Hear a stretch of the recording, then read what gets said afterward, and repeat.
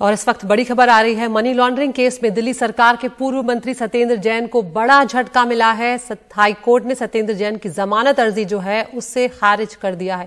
Money laundering case में जमानत याचिका उन्होंने दाखिल की थी और उन्हें उम्मीद थी कि शायद आज हाई कोर्ट से सत्येंद्र जैन को जमानत मिल जाएगी, लेकिन बड़ा झटका यहां पर उन्हें लगा है। हाई कोर्ट ने उनकी जमानत याचिका खारिज कर दी। आपको बता दें, सत्येंद्र जैन को एजेंसी ने साल 2022 में मई के महीने में गिरफ्तार किया था, यानी कि करीब 1 साल जो है वो उन्हें होने जा रहा है और अब तक उन्हें जमानत नहीं मिल पाई। हम सीधा रुख कर रहे हैं हमारे सहयोगी परिमल कुमार का। परिमल, क्या कुछ हुआ हाई कोर्ट में और किन बातों को आधार बनाते हुए हाई कोर्ट ने जमानत जो है वो खारिज की है?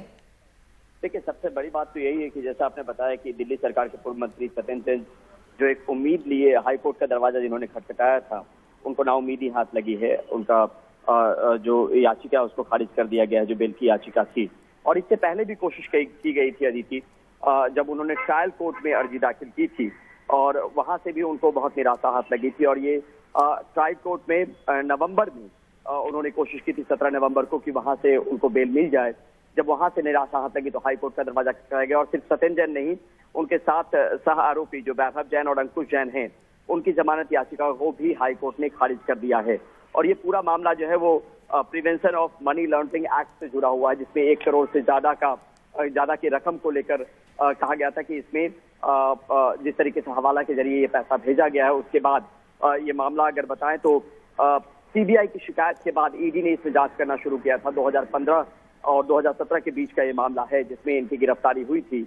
और 1 साल से फिलहाल सत्येंद्र जैन लगभग 1 साल से जेल में बंद हैं और फिलहाल अभी बाहर आने की कोई उम्मीद नहीं, क्योंकि जो जमानत याचिका है वो खारिज कर दिया हाईकोर्ट ने। जी परिमल, यहाँ पर सत्येंद्र जैन की तरफ से कहा गया था कि उन्होंने जांच में पूरा सहयोग किया है, उनके खिलाफ कोई मामला नहीं बनता और इन सब आधारों को देखते हुए उन्होंने जमानत मांगी थी। लेकिन जब यहाँ पर ईडी की तरफ से ये कहा जाता है कि क्योंकि ईडी ने विरोध किया उनको जमानत देने का और कहा कि अगर जमानत मिलती है तो गवाहों की जान को खतरा हो सकता है, जमानत मिली तो जांच जो है वो प्रभावित हो सकती है, तो क्या इस बात को ही बड़ा आधार माना गया है कि जो गवाह है उनकी जान को खतरा हो सकता है?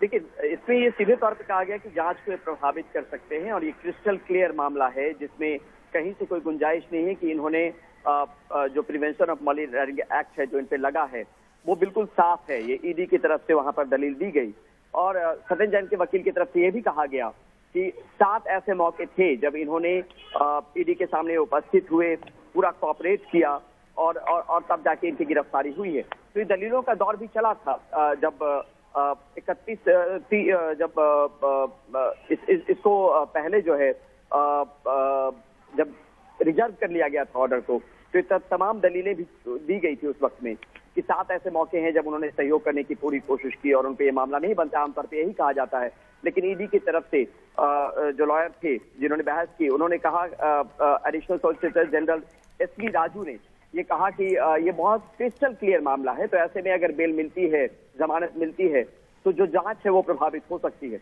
और इसी को बड़ा आधार हाईकोर्ट ने माना है और जमानत जो है वो खारिज की।